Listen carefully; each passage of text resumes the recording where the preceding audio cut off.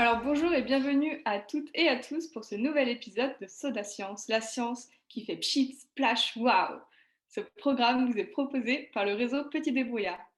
Alors un Soda Science, c'est quoi? Le principe est d'inviter les écoles, mais aussi vous, à rencontrer un ou une spécialiste d'un domaine scientifique. À l'occasion de la fête de la mer et des littoraux, on vous offre la possibilité de rencontrer des chercheurs travaillant sur les mers, les océans et leur composition.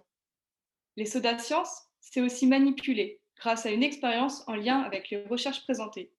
Si tu n'as pas fait l'expérience, tu peux télécharger le passeport en description qui déborde d'informations pour suivre ce live. Alors il est temps d'embarquer sur le navire de Soda Science. Je vous invite donc à suivre la présentation de Marie Barbieux, aujourd'hui petite débrouillarde et docteur spécialiste de l'océan. Elle va notamment nous présenter des flotteurs qui ont l'air de se la couler douce. Nous avons aussi avec nous Manon Audax, chargée de médiation scientifique sur le projet Adopt Float, dont on parlera au cours de la présentation. Alors tout d'abord, bonjour Marie et merci d'être à bord avec nous aujourd'hui. Alors pour commencer, est-ce que tu peux nous dire qui tu es et d'où tu viens? Bonjour à toutes et à tous. Alors, moi, donc, je m'appelle Marie Barbieux, je suis docteur en océanographie.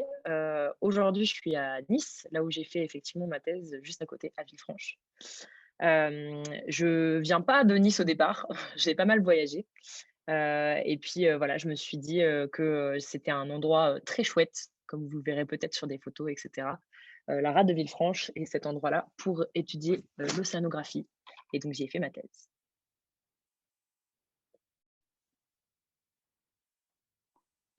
Parfait, merci. Il me semble que tu avais préparé un diapo, peut-être qu'on peut le lancer? Tout à fait.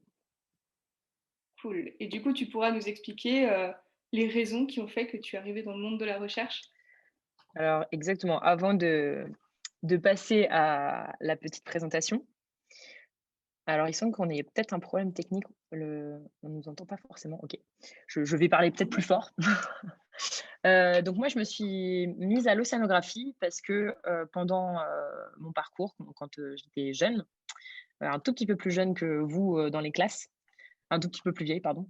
Je suis partie en bateau pendant 2 ans avec mes parents, autour de l'Atlantique et du coup, j'ai découvert un peu, la vie de l'océan et voilà, être sur la mer et ça m'a tout de suite passionnée donc forcément, c'était assez logique que j'aille vers ça. Donc j'ai fait, tout de suite je savais à peu près ce que je voulais faire à 16-17 ans donc j'ai fait une licence de biologie et puis, après, j'ai fait un master en océanographie avec l'université de Paris-Sorbonne qui a différentes stations biologiques, dont la station de Villefranche-sur-Mer, qui m'a tellement plu effectivement pour, la recherche qui s'y faisait que, j'ai pu continuer, en thèse, donc, dans l'équipe, dans laquelle travaille, également, Manon Audax. Et donc j'ai travaillé sur, des flotteurs, effectivement, donc des robots, océanographiques, qui nous permettent, d'étudier les océans. Et donc du coup, je vais vous partager ça, pour vous montrer ce à quoi ça ressemble. Un flotteur, effectivement, vous voyez mon écran, normalement, ça doit être bon. Un flotteur, c'est cette chose. Alors là, bien sûr, il y a pas l'échelle, mais ça fait à peu près la taille d'un homme adulte, d'un humain adulte, on va dire, 1,80 m. Et alors, je vous pose la question à vous, à votre avis, est-ce que c'est un explorateur de l'extrême? Dans les classes, vous pouvez répondre ou vous, derrière votre écran. Est-ce que c'est un outil océanographique? Un truc qui flotte ou bien la réponse A?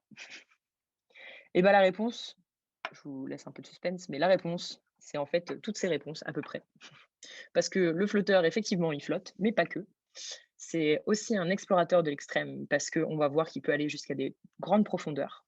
Il peut descendre et monter en fait dans la colonne d'eau. Et c'est bien sûr un outil océanographique qui nous permet d'étudier les océans. Donc là, on voit ce flotteur. Vous remarquez qu'il peut y avoir, il y a une antenne ici, là. Donc ça, c'est présent sur tous les flotteurs. C'est l'antenne qui permet de communiquer avec les satellites et qui nous permet d'avoir les données en direct.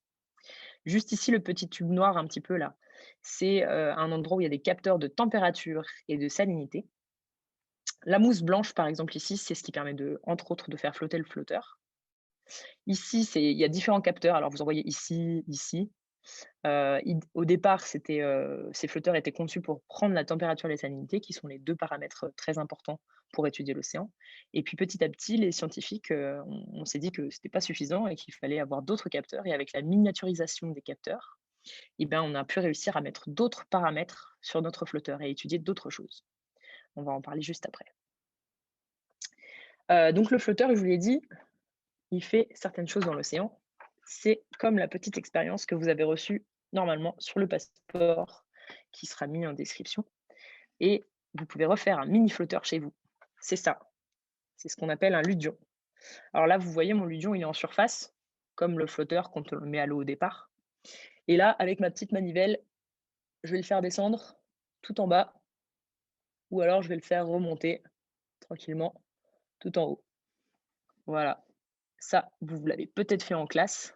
On peut après décrire ce qui se passe, mais en gros, c'est à peu près le fonctionnement d'un flotteur. Le flotteur, il marche un peu de la même manière, c'est-à-dire qu'en fait, la partie blanche qui est en dessous là, dans ce que je vous partage, il y a une vessie dedans et donc il y a de l'huile et donc il va faire varier son volume. D'accord? Donc en fait, il va devenir plus gros et quand il est plus gros, hop, il va remonter vers la surface et au contraire, quand il est plus petit en taille, en volume, il va couler vers le fond. Donc c'est la même chose que notre petit ludion, juste ici, avec la pression que j'appuie sur notre bouteille, qui va faire varier l'eau qu'il y a dans la paille. Dans la paille, il y a de l'air. Donc ça, c'est notre ludion. Normalement, si ça a marché, votre expérience, si vous avez bien équilibré votre ludion, c'est exactement ce qui se passe. C'est la même chose qui se passe. Hop, avec la manivelle magique. Et c'est le même fonctionnement qu'on a avec nos flotteurs. Voilà pour la Alors, petite expérience. c'est hyper impressionnant. Moi, j'ai jamais vu une manivelle comme ça. Mais du coup, je comprends pas trop, c'est assez vague. C'est quoi le lien entre ce ludion et les flotteurs dont tu nous parles? Donc comme je l'ai dit, le flotteur, il a une vessie. Donc, il permet en fait, la vessie permet de faire varier le volume du flotteur. Le flotteur, il a un certain poids, une certaine masse et ce qu'on peut faire varier pour qu'il flotte ou qu'il coule dans notre colonne d'eau, c'est son volume. Donc du coup, avec la partie blanche que vous avez vue tout à l'heure dans le partage d'écran, quand on va faire sortir de la coquille du reste du flotteur cette partie blanche, il va occuper une place plus grande, il va avoir tendance à flotter et c'est ça qui va lui permettre de remonter dans la colonne d'eau. Et au contraire, quand cette partie blanche va rentrer à l'intérieur du tube du flotteur, là, il sera moins volumineux et c'est ça qui va le faire du coup couler. Et donc, c'est un peu le même principe que ce qui se passe justement dans notre bouteille. On applique une pression et on fait varier l'air et l'eau dans la paille.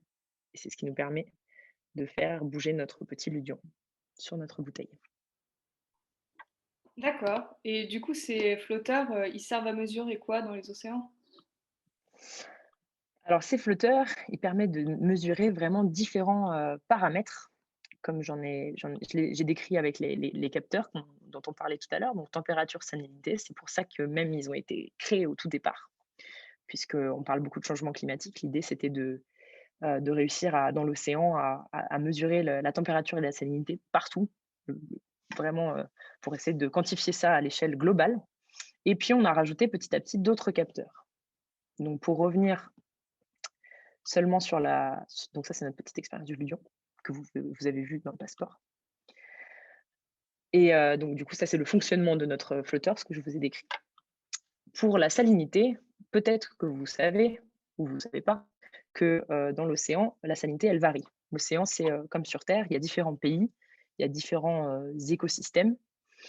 Donc, par exemple, la salinité n'est pas la même dans l'Atlantique ou en Méditerranée ou par exemple, vous le savez peut-être, en mer Morte, qu'en Antarctique. Donc la règle générale, c'est que l'eau dans les océans, elle est moins salée plutôt en hiver, en surface et aux embouchures des rivières et des fleuves. L'eau de mer, en général, elle est autour de 35 grammes de sel par kilo d'eau. Donc c'est le vert, c'est la couleur verte que vous voyez à peu près partout. Dans l'eau douce, pour mémoire, il y en a 0 à 0,5 grammes de sel par kilo d'eau. Donc ça, c'est pour la salinité des océans que vous voyez ici sur la petite carte. Pour la température, on peut avoir un peu le même fonctionnement. On a effectivement, vous le savez, à l'équateur, il fait plus chaud qu'au pôle. Donc l'eau dans l'océan, elle est plus froide en hiver, en profondeur, vraiment très profond dans les océans, 3000-4000 mètres, et au pôle. Là, c'est ce qu'on voit en fait sur sur ce petit planisphère. Donc vous voyez que l'échelle, elle varie entre 0, un peu même moins, un peu moins, en violet, jusqu'à autour de 30 en rouge foncé. Donc on voit bien qu'au pôle, il fait vraiment très, très froid. Plus exactement, la température dans les océans, elle varie de -2 à 35 degrés. Et alors -2, ça doit peut-être vous surprendre. Peut-être que vous avez des réponses. Je ne vous donne pas la réponse tout de suite, on le verra plus tard. À votre avis, pourquoi on peut arriver jusqu'à -2 comme température dans les océans? Et là, c'est une autre question que je vous pose, peut-être vous aurez la réponse. Quelle est la température de l'eau au plus profond des océans, à votre avis?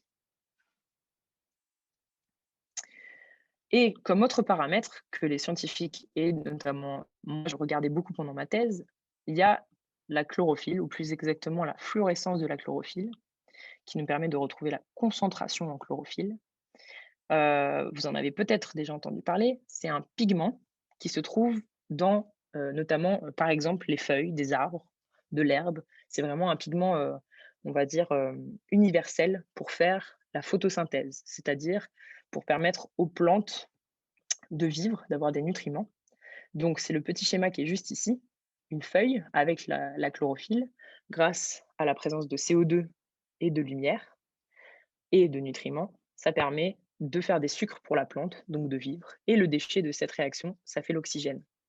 Donc c'est clairement grâce notamment au phytoplancton qu'on peut respirer et qu'on a une atmosphère respirable, aux petites algues dans l'océan. Voilà pour les 3 paramètres, par exemple, qu'on peut présenter ici. Tu nous parles de phytoplancton. C'est quoi ça, un phytoplancton? Alors le phytoplancton, c'est donc les petites algues dans l'océan. Elles font, le phytoplancton, ça fait partie du plancton, d'accord? Donc le phytoplancton, c'est le plancton qui est végétal et c'est vraiment tout petit. Ça fait, vraiment, c'est un cheveu coupé en 10, donc c'est vraiment très, très, très, très petit. Et dans le plancton, il y a aussi ce qu'on appelle le zooplancton, c'est-à-dire le plancton qui est pour le coup animal. Et lui, il peut être du millimètre. Par exemple, vous connaissez peut-être, le krill, ou en tout cas des petits crustacés tout petits. Ils sont effectivement autour du millimètre et jusqu'au mètre, puisque les méduses et des grosses méduses font partie du plancton et du zooplancton, donc du plancton animal. Et pour information, on parle beaucoup des oiseaux migrateurs, on parle beaucoup peut-être des migrations des gnous et des zèbres, etc. Et ben en fait, sur la planète, la migration qui est la plus importante en termes de biomasse, c'est la migration du zooplancton vers la surface pendant la nuit, qui va venir se nourrir justement de phytoplancton. En termes de nombre d'individus et de biomasse, c'est la migration la plus importante sur la planète. Voilà.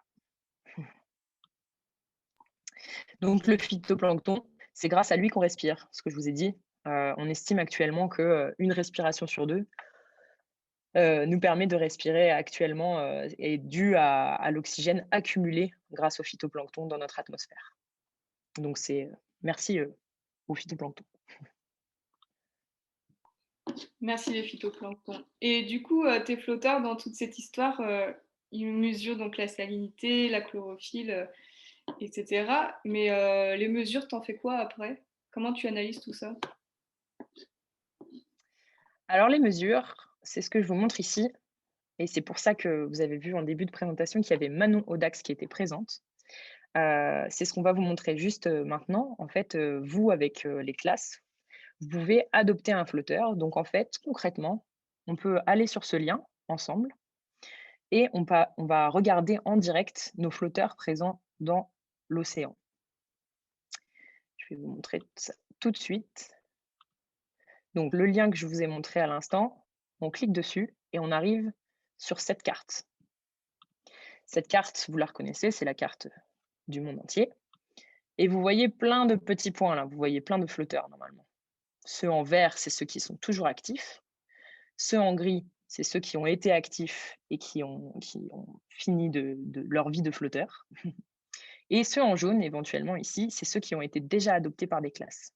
Donc moi, pendant ma thèse, c'est exactement le même fonctionnement que ce que vous pouvez faire avec le programme AdopteFloat. J'allais sur mon flotteur ici, par exemple, le numéro que j'avais donné, on tape le petit, numéro juste en haut ici, je ne sais pas si vous voyez bien et on retrouve notre flotteur. Hop,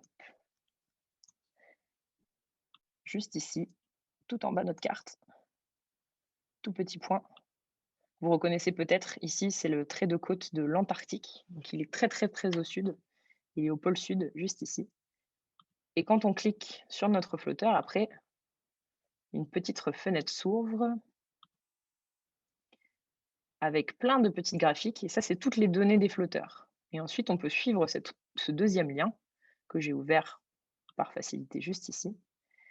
Et on arrive sur en fait la carte d'identification, d'identité du flotteur. Donc on sait tout ce qui se passe sur ce flotteur. On sait sa position, on sait qui l'a mis à l'eau, quel bateau, on sait son numéro un peu. Donc nous, quand on les adopte, on peut leur donner des petits noms plus sympas, mais eux, ils ont un code, un numéro.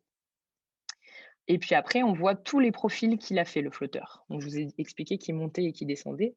Quand il remonte, il va prendre des données, donc de salinité, de température et de chlorophylle, et il va faire ce qu'on appelle un profil. Il va remonter de la profondeur vers la surface. Et là, vous voyez ce flotteur-là, il en a fait 74 des profils. Donc ça fait un petit bout de temps qu'il était en mer quand même. Donc si on regarde ensemble, ici là, c'est la température de la mer. Vous voyez ici la date, donc on voit qu'on l'a mis, on va dire en mars 2019. On est allé le mettre à cet endroit-là. Et là, on voit que c'est le mois d'avril 2021 et qu'on n'a plus eu de nouvelles de ce flotteur depuis. Ici, c'est la profondeur que vous voyez de l'autre côté. Donc en fait, ici, c'est 0 mètre, c'est la surface, jusqu'à ici où c'est presque 2000 mètres de profondeur. Donc en fait, on voit vraiment une tranche, une coupe, comme si on coupait, un pain de mie, hop, on voit, vraiment de 0 à la profondeur, ce qui se passe dans l'océan et si vous réussissez à lire le petit chiffre qui est ici, on est à -1,5 degrés. Ça vous rappelle peut-être quelque chose?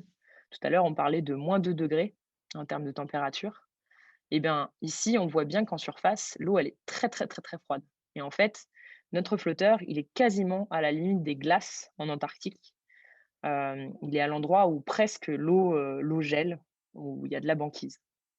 C'est pour ça que l'eau est très, très froide et l'eau salée, gèle un peu plus bas que 0 degré. C'est pour ça que c'est -1,5.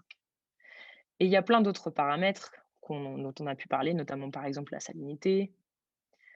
Là, on voit l'oxygène, et cetera. Et là, par exemple, on voit la chlorophylle, dont je vous ai parlé tout à l'heure, c'est-à-dire le pigment qui se retrouve dans notre petit phytoplancton. Et là, qu'est-ce qu'on voit? Eh ben, on voit qu'à certains moments, dans nos années successives, donc par exemple en plein hiver, pour notre hiver à nous, et là-bas c'est l'été, donc c'est l'été austral, et ben, il y a plus de phytoplancton que nous pendant notre été à nous de l'hémisphère nord, où là-bas il y a très peu de phytoplancton. Donc voilà, ça c'est pour notre flotteur qui est en Antarctique.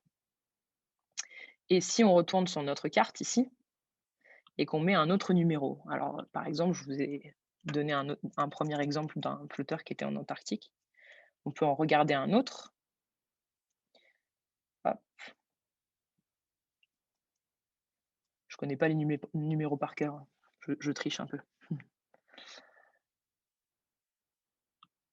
Notre deuxième flotteur, il est ici. C'est un flotteur qui a déjà été, adopté par l'école Keralé.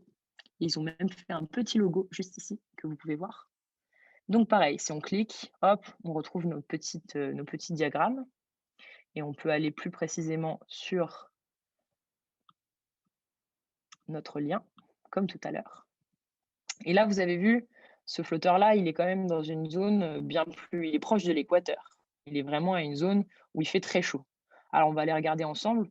Vous pensez bien que la température, probablement, elle doit pas être proche de -1,5 en surface. Probablement, elle est bien plus chaude. Regardons ça.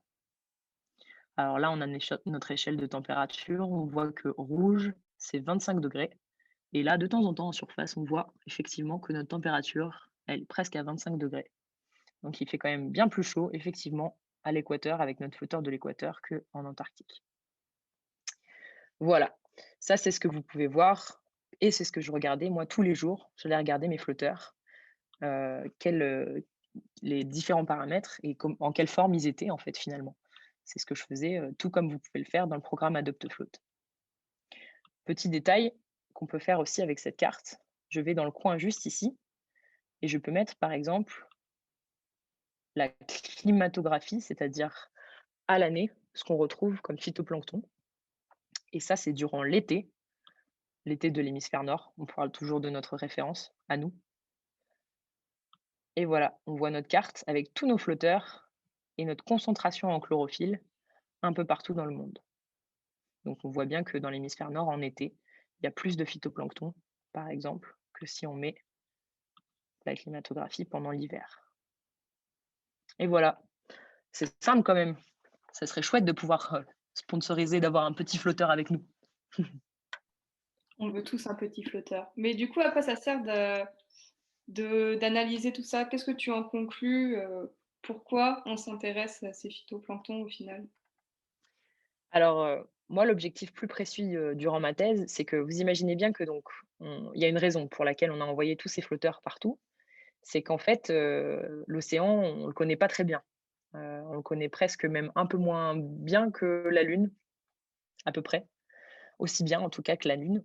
C'est-à-dire qu'en fait, l'objectif d'envoyer tous ces flotteurs, ces robots, c'était d'aller explorer, pas seulement la surface qu'on peut voir, par satellite, ça on peut le voir, c'était d'aller voir aussi en profondeur ce qui se passe. Ça, on peut le faire à partir de bateaux en océanographie, mais vous imaginez bien que, par exemple, dans l'océan austral, là où on était avec notre petit flotteur tout à l'heure, si on y va pendant l'hiver austral, la mer là-bas, elle est très très démontée, il y a presque 6 mètres de creux, donc y aller en bateau, c'est très très compliqué.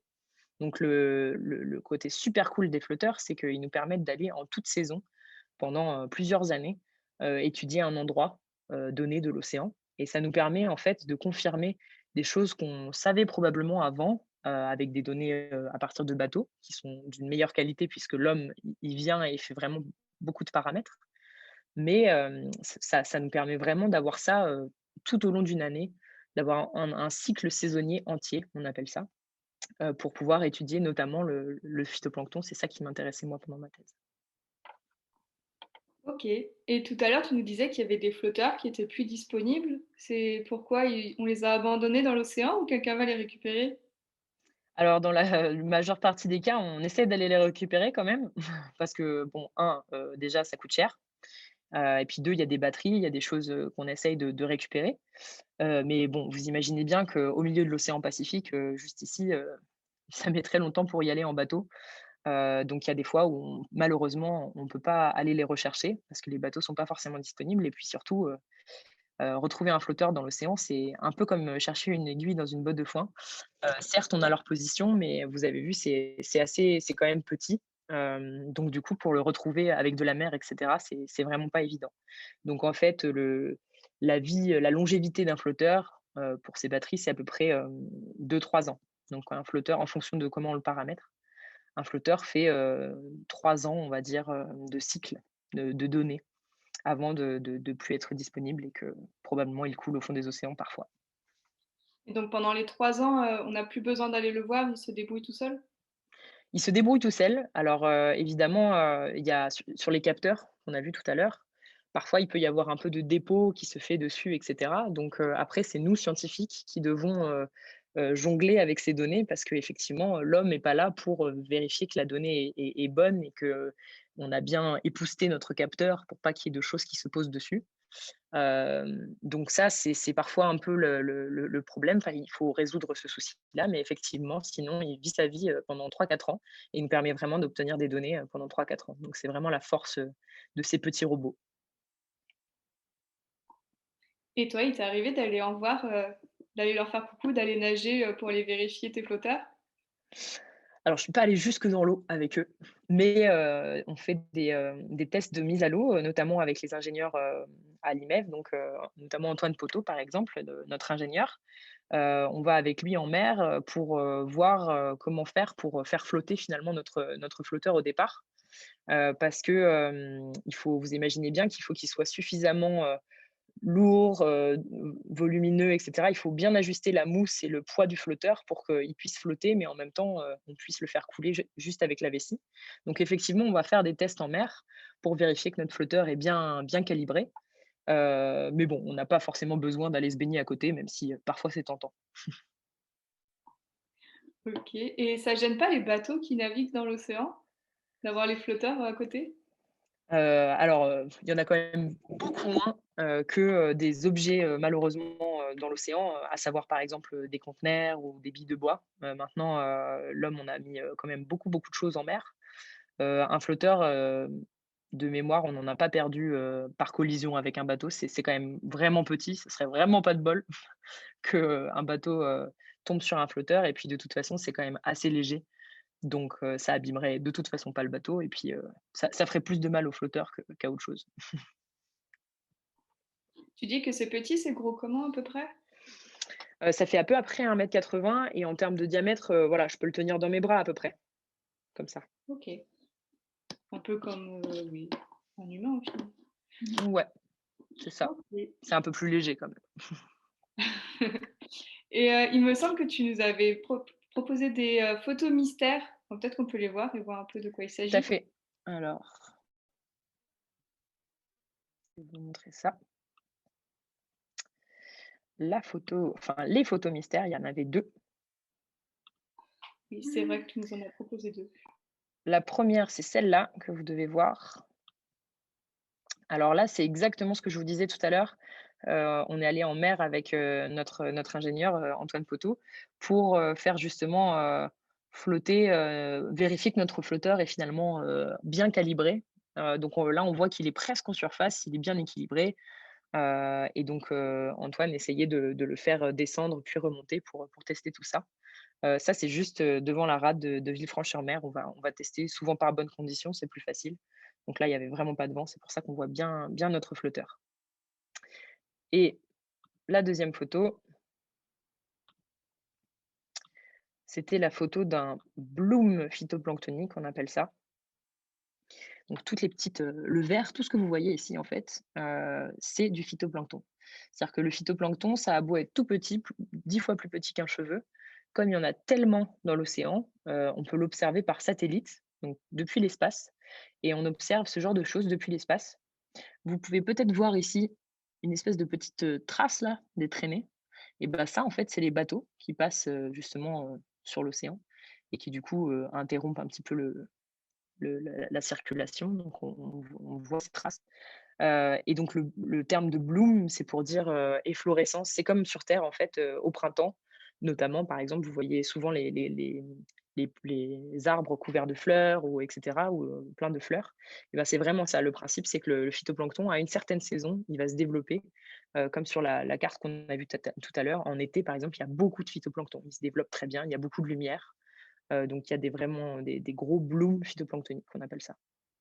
Donc c'est ce que représente cette image. Voilà. D'accord, et du coup, quand les phytoplanctons, ils meurent, ça devient noir ou? Quand les phytoplanctons, quand les organismes phytoplanctoniques meurent, en fait, ils vont couler et c'est ça, en partie, aussi, qui va donner de la neige marine. Donc, en fait, en mourant, il va tomber dans la colonne d'eau et petit à petit, en fait, s'accumuler au fond des océans et c'est comme ça, d'ailleurs, qu'il contribue à piéger le carbone qui se trouve dans notre atmosphère, puisque je vous ai montré tout à l'heure sur le petit, graphique. Pour faire la photosynthèse, on a besoin de CO2, de lumière et donc en fait, le phytoplancton va contribuer à piéger ce carbone et à l'entraîner au fond des océans. Donc non seulement il nous permet d'avoir de l'oxygène dans l'atmosphère, mais en plus il piège du carbone. Vraiment trop chouette. Encore merci phytoplancton. Et si au contraire, ils se développent trop, est-ce que ça pose problème? Alors parfois effectivement, les organismes phytoplanctoniques, il y en a beaucoup d'espèces différentes, il y a une grande diversité, et il y a certaines espèces qui peuvent être toxiques effectivement pour l'homme. Et qui vont donc, relarguer certaines toxines et puis se développer en grande abondance. Ça peut arriver parfois Ils ont remarqué ça en mer du Nord, voilà, dans différents endroits. Et ces blooms phytoplanctoniques toxiques peuvent vraiment être néfastes effectivement pour la santé, en fonction des espèces, mais parfois ça donne des démangeaisons et cetera. Donc voilà, donc parfois c'est vraiment pas, parfois, c'est pas terrible. Mais pas merci, phytoplancton. On lui en veut pas, c'est pas grave, il nous rend beaucoup de services déjà. Bah, très bien, merci Marie. Je sais pas si tu as d'autres choses à rajouter sur tout ça? Non, mais je pense qu'éventuellement Manon, Audax peut nous parler, peut-être plus précisément du programme Adopt Float dont je vous ai parlé un petit peu, qui est un programme, libre, donc voilà, être en contact avec Manon, si jamais vous voulez adopter un flotteur, c'est avec grand plaisir. Je laisse Manon parler. Bonjour à tous et ben, merci Marie aussi pour cette, belle présentation. Donc comme, en a parlé Marie, donc je travaille à l'Institut de la mer de Villefranche et je travaille sur un projet, destiné aux scolaires qui s'appelle Adopt Flotte et donc ce projet qui est destiné aux scolaires de tout niveau et du monde entier, vous propose justement l'adoption d'un flotteur. Alors, comment on adopte un flotteur? Donc déjà, faut s'inscrire au programme et une fois que vous êtes inscrit, on vous attribue un flotteur, qui est disponible sur la carte dont vous a parlé Marie tout à l'heure et vous pouvez lui dessiner un logo, lui donner un petit nom et à partir de là, vous pouvez, suivre son périple en mer. Donc à travers la fameuse carte que vous montrez tout à l'heure Marie, que je vais vous repartager quand même, toc, hop, est-ce que je peux? Oui, je peux. Donc voilà, via cette fameuse carte où sont présents, des milliers de flotteurs, vous pouvez retrouver tous les flotteurs adoptés.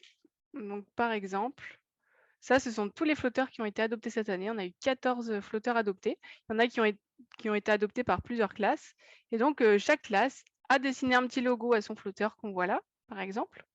On a eu plein de jolis, logos. Chacun, chacun lui donne, ce qu'il veut et un nom et à partir de là, voilà, il peut suivre son flotteur, donc le voyage qu'il fait. Lui, par exemple, il est à l'eau depuis, 2019 et depuis 2019, voilà, il a fait tout ce trajet et donc les classes peuvent suivre en autonomie le voyage de leur flotteur, étudier comme les scientifiques, les données, auxquelles, ils ont accès, grâce aux mesures et d'ailleurs pour info, chaque classe donc a accès au profil, hein, on peut l'ouvrir dans des nouveaux onglets, les étudier indépendamment. Et on va voir aussi, le texte, les données brutes si on veut aller, plus loin, tracer nous-mêmes les profils comme des vrais flotteurs. Donc voilà, première partie d'AdopteFlotte, ça va être cette adoption, d'un flotteur, son suivi, scientifique et à côté de ça, notre équipe, propose aussi, des séances en classe pour aborder les sciences marines. Donc on va bien sûr avoir des séances pour expliquer, le flotteur, comment il fonctionne et après on peut aller, s'intéresser à toute thématique liée justement, aux sciences marines, donc comme, le plancton dont parlait, Marie. Mais on va aussi pouvoir parler, de la circulation, comment les courants, fonctionnent dans l'océan. On peut aussi, parler des sons, de l'océan, qu'est-ce qu'on entend dans l'océan et pourquoi on écoute l'océan et bon voilà, c'est assez ouvert mais c'est un programme qui est dédié aux scolaires de tout âge, du monde entier pour, s'intéresser aux sciences marines. Donc voilà pour, le projet Adopte Flotte. Pour info, les inscriptions sont ouvertes, depuis, hier. Donc si vous êtes intéressé par l'adoption d'un flotteur, n'hésitez pas à me contacter. Je peux laisser mon adresse mail, et le site Adopte Flotte, dans le chat. Ouais, elle est sur le passeport de toute façon Ah voilà, tout et y puis, voilà. vous avez vu, de toute façon, à vous de jouer, il y a plein de flotteurs qui attendent d'être adoptés donc là, il y a largement de quoi faire. Exactement, dans toutes les régions du monde, hein. On va avoir la Méditerranée, l'océan Pacifique Sud, le Nord, le Pacifique Nord, l'Atlantique ou même l'océan Austral, Indien, près de Kerguelen, justement. Donc plein de flotteurs vous attendent si vous êtes intéressés. Super, merci. Ça donne envie d'adopter un petit flotteur et de suivre un petit peu ce qu'il fait. Mais merci à toutes les deux. Merci encore Marie aussi pour toutes tes explications et merci de nous avoir partagé tes recherches. N'oubliez pas que les sciences, ce n'est pas la mer à boire et que qui que tu sois, les sciences t'entourent, donc reste curieux. Avant de prendre le large, nous vous remercions toutes et tous pour votre participation et on espère vous retrouver sur l'ensemble des actions proposées par les petits débrouillards. Si vous le souhaitez, vous pouvez nous retrouver sur le site lespetitsdébrouillards.org.